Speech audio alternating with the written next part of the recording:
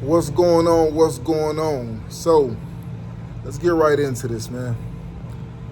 Believe it or not, a lot of us are holding on to a lot of baggage that we didn't even know that we were still holding on to. We think that time alone is going to heal all the problems, is going to fix all the problems, and in some cases it can. But I think it's a little bit deeper than that. You see, people as a whole, man, we community folks. So a lot of the problem comes in is that when you don't have a strong community or a tight-knit family and things like that, man, it's kind of hard. You're struggling to try to make peace with whatever situations that you're dealing with. And when you hold it all in and you just living with stuff and don't have a true outlet on how to release it, it start eating away at you, bit by bit, piece by piece. You start seeing it manifesting in your relationships, your monogamous relationships, your children, your work environment.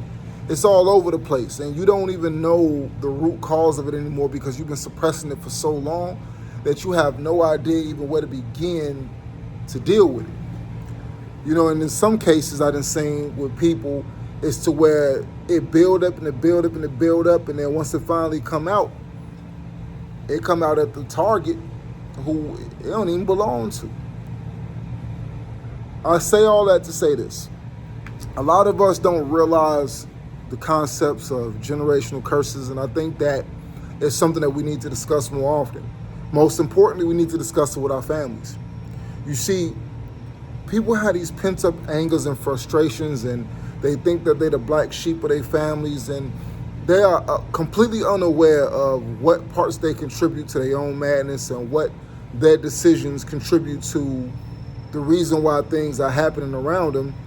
Sometimes we're completely unaware of what we do and what we contribute ourselves. Then we start seeing certain behaviors manifest in our kids, and we want to be angry with them. We want to be frustrated with them because we don't want them to go down the same path or the same walk that we did, but we don't know any other type of technology to do or to instill into them because we never learned ourselves. You know, I can't teach my child how to not behave in a way that I never learned how to not behave because that's all they saw me do. So if they saw me act out and lose my cool when a bad situation happened, but then now I'm trying to tell them to calm down off a ledge, well, what have you taught them? Well, I can't teach them any more than what I know. We have a lot of stuff that's going on around us, and I think that the distance is making it even more and more prevalent that we got to start trying to do whatever we can to pick up the pieces when it comes down to our families.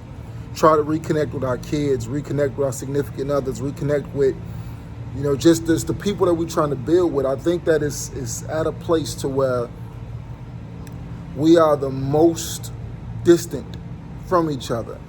So I could post something up on Facebook that could be general and somebody would take it as if it was a cryptic message just because of how they're feeling or they're manifesting what they've been feeling all along. You stand in a room full of people and hear them talking, and all of a sudden you feel like they're referring to you on the slick, and you don't know.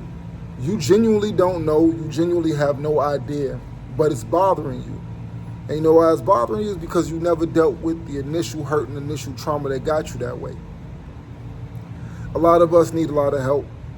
And I ain't necessarily saying a psychologist, or you might not believe in it. You might not want to go see the pastor, the preacher man. You might not want to go sit in his office or her office and go talk about it. But we do need to get back to a place where we can talk to each other. We could sit in a room and we can have a civil conversation and say, hey, Mom, you hurt me. And this is how you hurt me. And Mom can sit back and say, you know what? I may not understand, but I respect the fact that you're telling me how you feel, and this is what I can do moving forward. Because once that generation dies off, the subsequent generation is stuck with that trauma. And it's up to them to try to break those generational bonds.